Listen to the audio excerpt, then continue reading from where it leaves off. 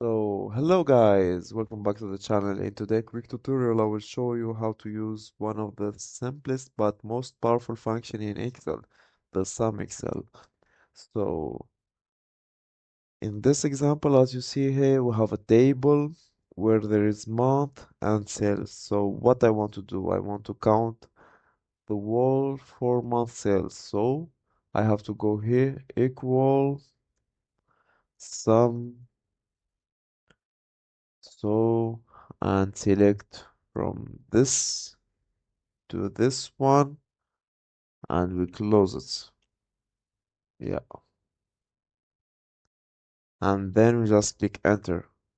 So the total of our sales is like that. Just easy. And I hope this tutorial help you. And please don't forget to like and subscribe and drop a comment if there is function you would like to see the next time. Thank you guys. See you on the next video.